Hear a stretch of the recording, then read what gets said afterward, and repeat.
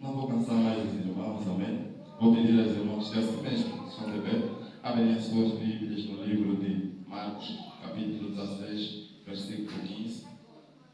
E posteriormente também vamos ler o livro de Lucas 15, 18 e 19. Marcos 16, 15.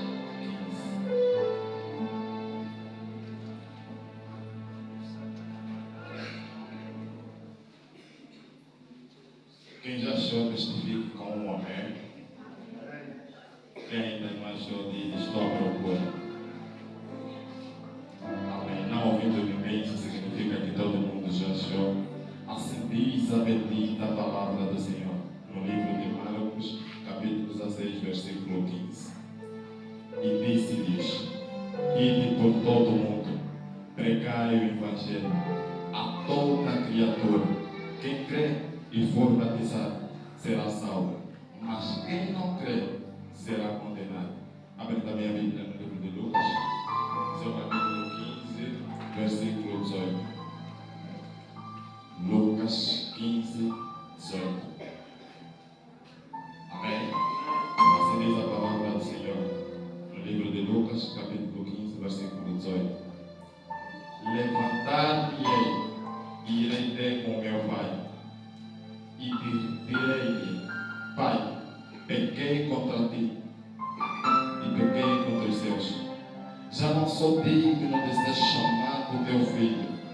Faz-me como um dos teus jornaleiros. Outra tradução: como um dos teus servos. Amém? Palavra do Senhor. Podeis retomar os seus assentos.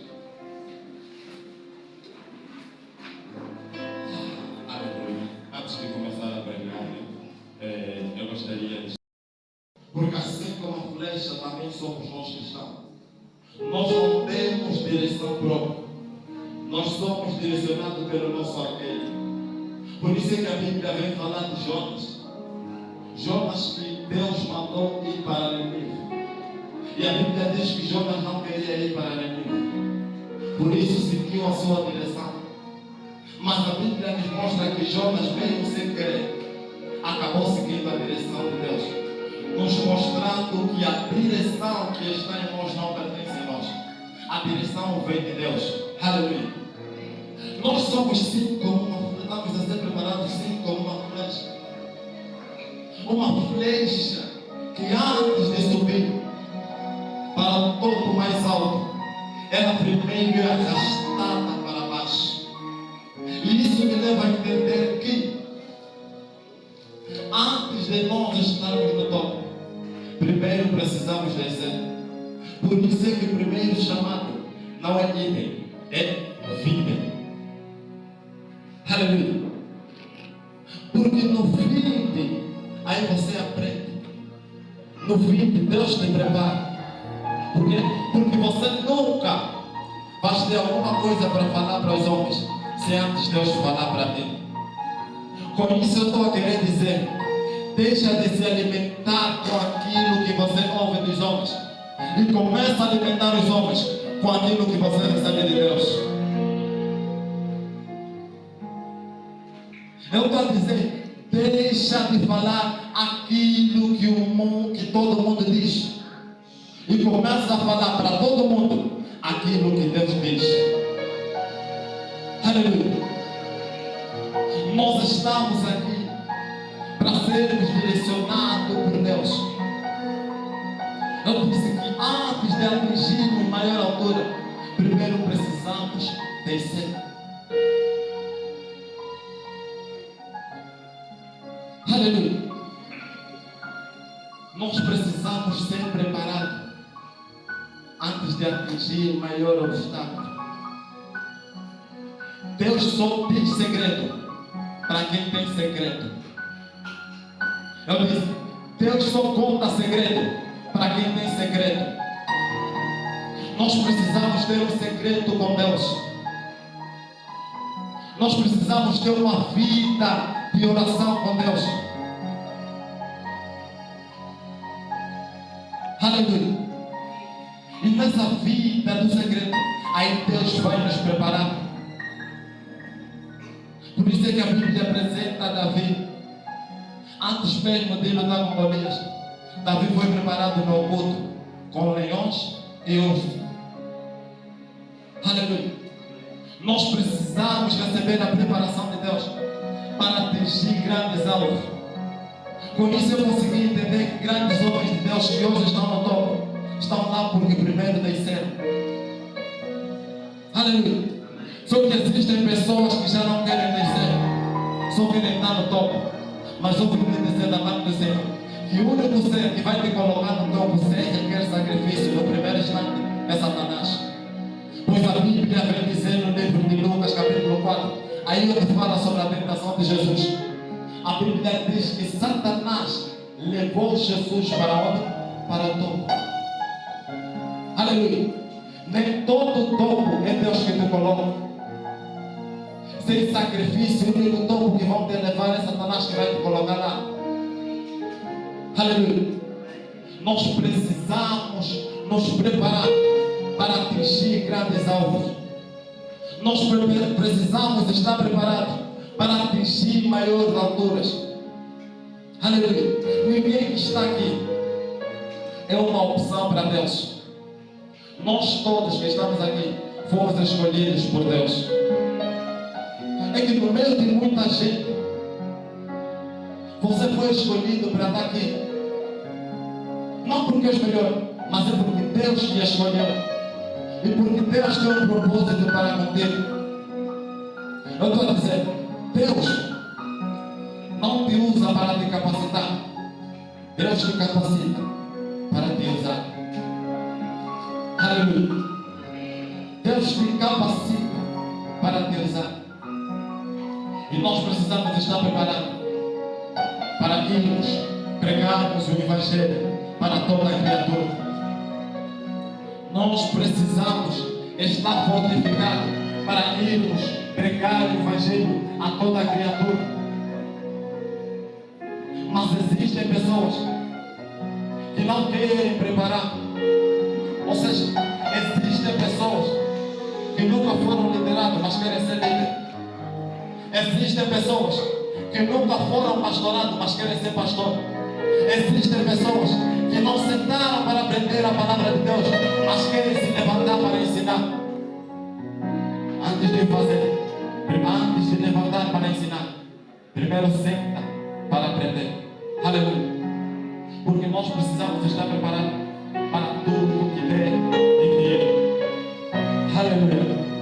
E nós abrimos a nossa Bíblia no livro de Lucas, no seu capítulo 15. No livro de Lucas, aí falamos de 3 parábolas. E eu vou contar isso de uma maneira assim muito rápida, porque são histórias que os amados já conhecem muitas das vezes. Aleluia. Aí apresenta 3 parábolas. A primeira parábola fala-nos sobre a ovelha que se perdeu fora do rebanho. E esta parábola me traz a realidade de que a ovelha tinha consciência de que estava perdida. Por quê? Porque o animal sabe quando ele está perdido. O animal tem consciência quando está perdido.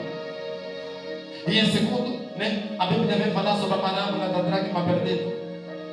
E essa parábola me traz também a reflexão de que a dracma estava perdida, mas não tinha consciência de que estava perdida. Por quê? Porque dracma moeda não tem consciência. E em terceiro, a Bíblia apresenta a parábola do filho pródigo. E nessas 3 parábolas eu vejo semelhança com nessas 2 eu vejo semelhança com a parábola do filho pródigo. Pois a parábola do filho pródigo fala sobre o filho mais novo que pediu a sua herança para o seu pai e se perdeu fora da presença do pai. E depois conta também do filho mais velho que se perdeu dentro da presença do pai. Como assim? Vou explicar. A parábola do filho pródigo nos diz o seguinte: que certo dia seu filho foi até o seu pai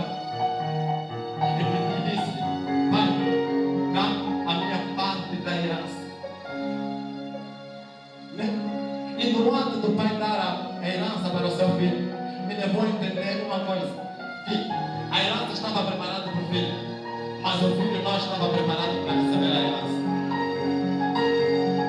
Por isso é que a Bíblia vem dizer que ele recebeu, foi para uma terra longínqua e perdeu tudo o que tinha. Com isso eu estou querendo dizer que toda bênção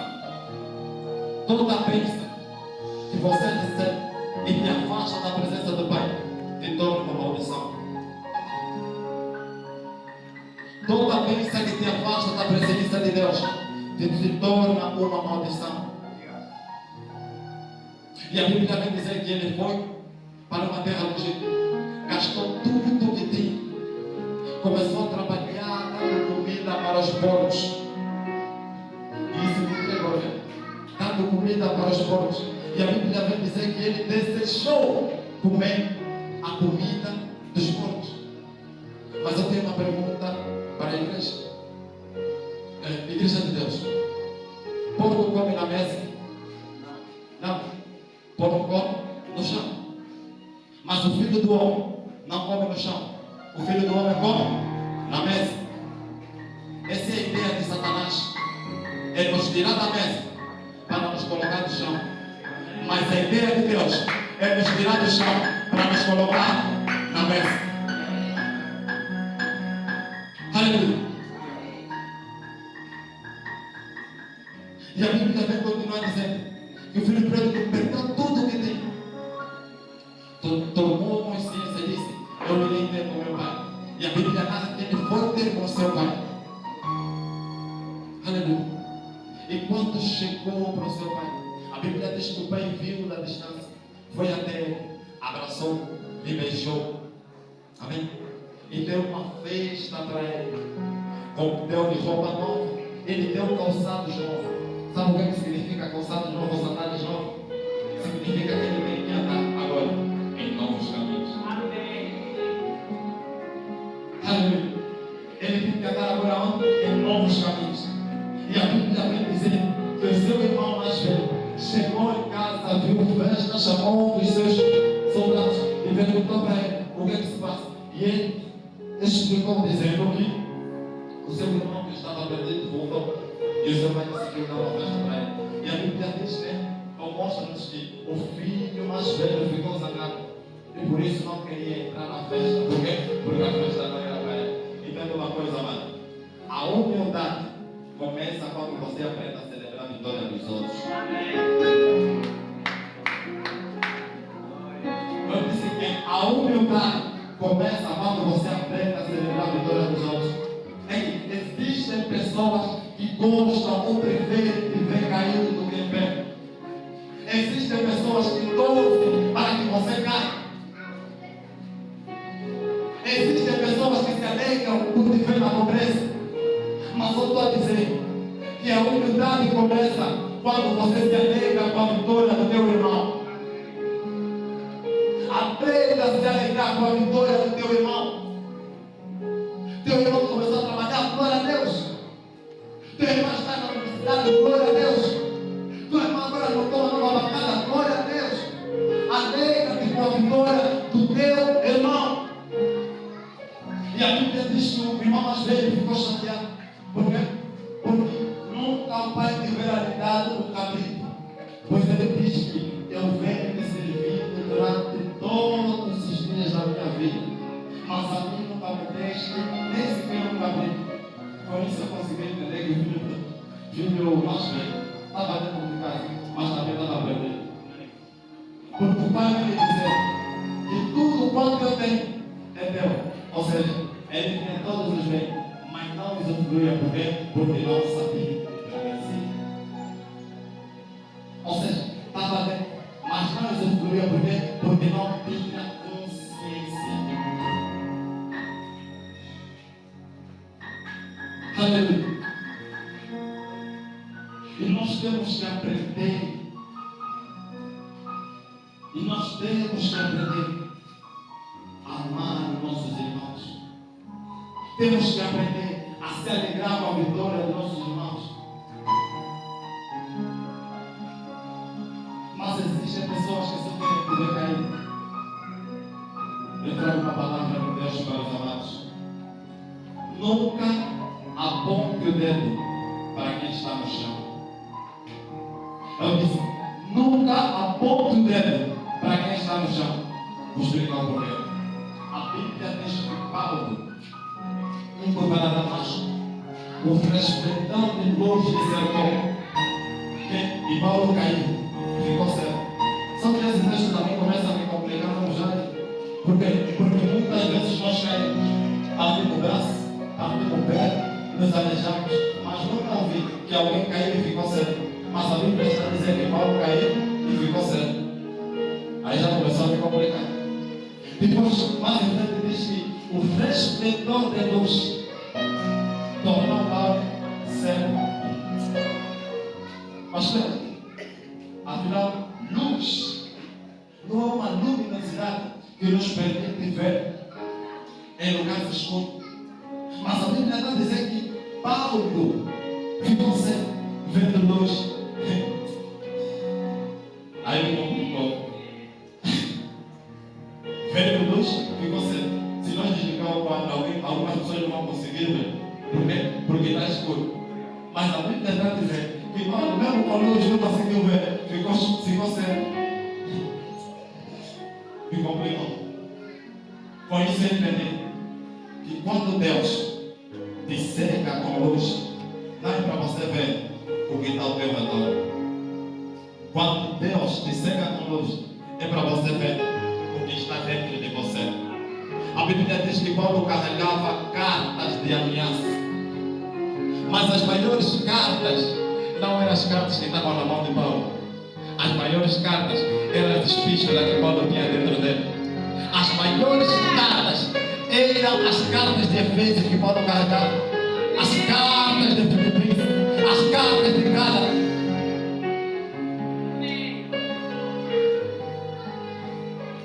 Aleluia. E assim como Paulo, existe muita gente aqui na igreja que tem chamado de Deus, mas não consegue ver isso. Tem graça de Deus, mas não exerce o poder que Deus lhe concedeu. Não, eu conheço profetisas que não estão a exercer o seu poder aqui na igreja. Eu conheço pregadores do Senhor que não estão a exercer o seu poder aqui na igreja. E a esses até que Deus cresce, né? Porque eles sabem que tem o dom, sabem que tem a graça, mas ainda assim não exercem.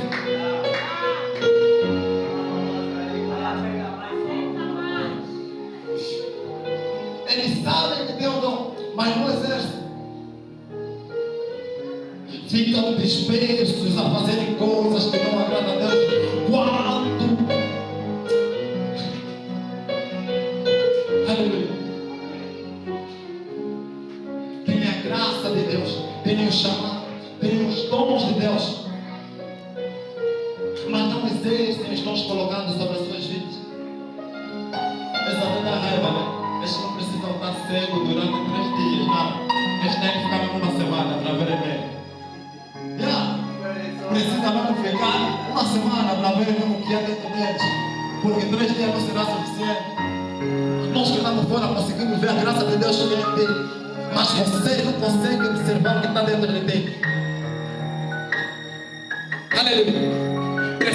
Precisamos exercer o poder que o Senhor colocou sobre as nossas vidas. Não, e alguns até vão dizer, não exerce, porque aqui na igreja não me dá um lugar. Amado. Amado. Os discípulos do Senhor não pregavam só na igreja.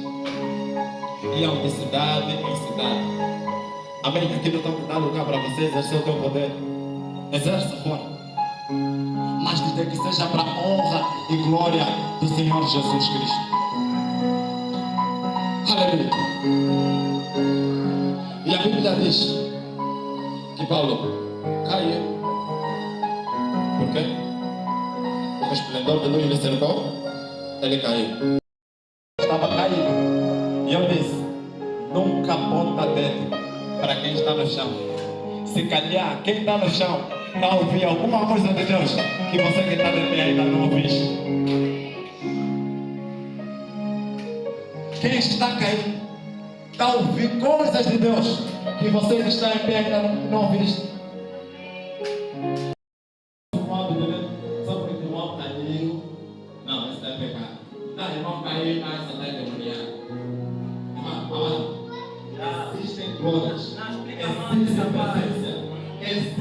tem noção que você não consegue se botar em pé. Aleluia. Devemos já tirar essa consciência errada que nós temos de que quem está no chão está em pecado. Devemos tirar essa consciência errada de que quem está no chão está endemoniado. Até essa história me faz lembrar do episódio que o homem ficou no pai. Amém? Amém? Devemos tirar essa consciência, aleluia, de que quem está no chão está endemoniado.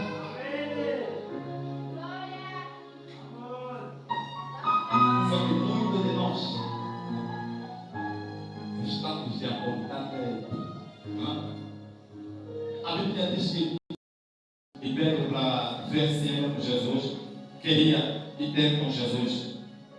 A Bíblia diz que Pedro foi até Jesus e ao ir até Jesus, Pedro acaba afundando. Só que muitos de nós pregadores não contamos outras coisas. Quando queremos pregar, só falamos sobre a caída de Pedro. Só falamos sobre a queda de Pedro. Agora eu pergunto para a igreja de Deus, antes de Pedro cair, quantos passos o Pedro deu? Não, deixa eu glorificar, eu perguntei para meu responder, quantos passos Pedro deu antes de cair? Deu 2 passos. Tem mais de 30 pessoas, mas só uma pessoa me respondeu que Pedro deu 2 passos. Por quê? Porque quando lemos, esquecemos as outras coisas, só nos baseamos na caída de Pedro. Só nos baseamos aonde? Na caída de Pedro. Amém? Muitos de nós queremos nos levantar e apontar dele. Fulano caiu. Amém? Caiu. Mas antes de cair, quantos passos ele deu? Não, a irmã caiu. Sim, caiu. Glória a Deus. Mas antes de cair, quantos passos a irmã deu? É que muitos de nós perdemos somente na queda do irmão. Já não queremos mais saber do que o irmão viveu na frente do passado. Quando eu pergunto quantos passos o irmão deu antes de cair, eu não vou perguntar quantas vezes ele fugiu antes de cair, quantos cultos de oração ele participou antes de cair. Eu quero dizer quantas libertações ele fez, quantas pessoas ele converteu, quantos trabalhos na igreja ele fez antes de cair. Só que nós, quando o irmão cai, esquecemos essas coisas que o irmão fez, afastamos o irmão e só nos prendemos na vida do irmão. Fulano caiu. Fulano fez. Fulano fez. Não, existe pessoa que só está esperando mesmo que você caia para poder lhe apontar dela. E quando você cai, vai dizer: aí, também se dava de muito pastor, está aí caiu. Também se dava de muito mamãe que agoniza, não está aí caiu. Existem pessoas que só estão à espera mesmo da tua queda para poder te apontar dentro. Por quê? Porque a religião nos ensina isso, amado. Religião nos ensina que quando o irmão cai, deves apontar dentro, deves falar mal. Mas aí a Bíblia nos mostra o contrário. Quando Pedro afundou, tinha outros discípulos no barco que também eram pescadores. É muito raro você ver um pescador que não sabe nadar. Poderiam fazer alguma coisa para ajudar Pedro que estava a se afundar, mas a Bíblia diz que ninguém fez nada. Esse é o nosso comportamento aqui na igreja. Quando alguém cai, nós podemos ajudar, podemos fazer alguma coisa, mas ninguém faz nada. Por quê? Porque a religião nos ensina a apontar dedo e afastar o irmão que caiu. Mas Cristo está nos apontando, está nos ensinando a estender a mão naqueles que estão caindo. A Bíblia diz que Jesus foi até Pedro e estendeu a mão e tirou Pedro. E o mais incrível é que Pedro caiu quando estava indo com Jesus, mas quando voltou com Jesus, Pedro já não afundou. E isso me levou a entender que aqueles amados que têm que cair não é para andar sozinho, é para andar com alguém. Não, os caídos não devem ser afastados e ignorados. Os caídos devem ser acolhidos e abraçados. Nós precisamos amar o nosso próximo como a nós mesmos. Esse é o mandamento de Deus. Só porque irmão caiu, não lhe afasta, lhe torna mais junto a ti. Lhe ensina a andar no caminho que você está a andar para que ele já não caia de novo. Aleluia. Mas nós temos o hábito de apontar dedo. Amém. Sem antes saber o que é o motivo da coisa. Quando nós ouvimos falar sobre Judas, eu desde criança tive um conceito muito errado sobre a pessoa de Judas. Porque enquanto pregavam a palavra de Deus, só falavam que Judas é o traidor de Jesus. Judas traiu. É por causa de Judas que Jesus morreu. Por quê? Porque Judas é quem entregou Jesus. Nos passavam esse conhecimento, crescemos com esse conhecimento e acabamos interpretando mal a vida de Judas. Aleluia. Acabamos interpretando mal a vida de Judas. Por quê? Porque muitas das vezes nós só queremos saber o que fez, não queremos saber o que lhe levou a fazer. Não, o irmão pegou. Pegou. Pegou quem fez o quê? Não, para ele comunicação. Tá bom. Só mesmo assim. Amado, Judas traiu Jesus, amém? Traiu Jesus. Marcos diz isso, que Judas traiu Jesus. Mateus diz isso, que Judas traiu Jesus. Mas Lucas também diz que Judas traiu Jesus. Mas explica o porquê que Judas traiu Jesus. Antes mesmo de nós apontar o dedo do nosso irmão que está caído, antes mesmo de nós apontar o dedo do nosso irmão que caiu, nós precisamos analisar os fatos. Nós precisamos entender. E depois de entender, não se afaste e abraça. Porque a Bíblia diz assim, no livro de Lucas, no seu capítulo 22, versículo 3, alguém para me ajudar? Lucas 22. Lucas 22, capítulo 2. Aí explica por que Judas traiu Jesus. Lucas 22, capítulo 3. 3. Entrou, porém, Satanás em Judas, que tinha por sobrenome Iscariotes, o qual era o número dos 12. Amém. Os irmãos entenderam? Não, toma para perguntar para responder. Os irmãos entenderam? As primeiras 3 palavras. Entrou, porém, Satanás nas condições de Judas. Todo mundo que está aqui, que aponta dedo dizendo que Judas é traidor, Judas traiu, todo mundo faria a mesma coisa. Sabe por quê? Porque Judas não fez sobre. Judas não traiu Jesus sobre. A Bíblia diz que Judas estava possuído por quem? Por Satanás. Satanás entrou em quem? Em Judas. Aleluia. Então, antes de você apontar dedo no teu irmão que caiu, procura primeiro saber o que aconteceu.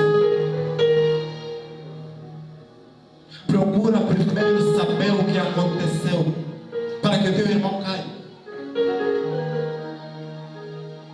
Nós temos um péssimo hábito de apontar dedo nos outros. Nós temos um péssimo hábito de apontar dedo nos outros que caíram. Mas a Bíblia nos orienta a abraçar e a estender a mão nos que estão caindo. Aleluia. Porque aqui ninguém é melhor do que ninguém. Aleluia. Aqui ninguém é melhor do que ninguém. A igreja não é um lugar onde só tem anjos. A igreja é um lugar de homens que vêm em busca da perfeição. Por isso, como homem, é normal que o teu irmão caia. Mas como homem que busca a perfeição de Deus, é mais normal que você ajude o teu irmão que está caído. Aleluia. Antes de nós nos levantarmos para irmos pregar o Evangelho aos que estão fora, precisamos de ter essa consciência. Precisamos de ter essa consciência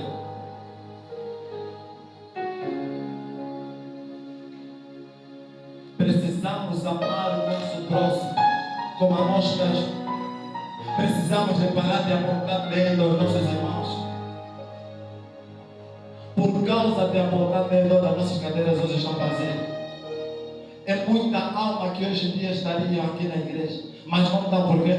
Porque ele foi na igreja, foi embora, porque o irmão lhe falou mal. Mas também culpa não é do irmão, porque quem saiu da igreja porque o irmão lhe falou é porque nunca esteve na igreja por causa de Jesus. Sim, quem saiu da igreja porque o irmão lhe falou mal é porque nunca veio na igreja por causa de Jesus. Se o teu objetivo fosse mesmo somente Jesus, independentemente do irmão te falar ou deixar de te falar, você permaneceria. Aleluia. Você permaneceria. Há um ponto que diz assim: o irmão disse ao pastor que poderia ir embora, sair da igreja. E o pastor disse para ele: quer sair da igreja? Tá bem, mas antes de sair, faz o seguinte: pega nesse copo d'água, dê um copo d'água cheio. Ele disse: anda por toda a igreja, dá 2 voltas na igreja, dá 2 voltas ao redor da igreja, sem deixar cair nenhum pingo d'água. E depois de você fazer isso, pode sair. E o ponto diz que o irmão concentrado no copo de água deu as 2 voltas. E enquanto o irmão dava 2 voltas, o pastor apontou no irmão. O irmão levantou, apontou no outro irmão, o irmão levantou. Ele deu as 2 voltas e depois parou. E o pastor perguntou para ele: enquanto davas as 2 voltas ao redor da igreja, você viu quem estava de pé? Não, pastor. Enquanto davas as 2 voltas, viste a irmã que levantou? Não, pastor. Conforme estavas concentrado no copo, aqui na igreja, você deve estar concentrado em Cristo Jesus. Porque enquanto o teu motivo de estar aqui em Cristo Jesus, independentemente do irmão se levantar ou da irmã se levantar contra ti, você não vai prestar atenção nos movimentos dos irmãos, porque quem te trouxe aqui é Cristo Jesus.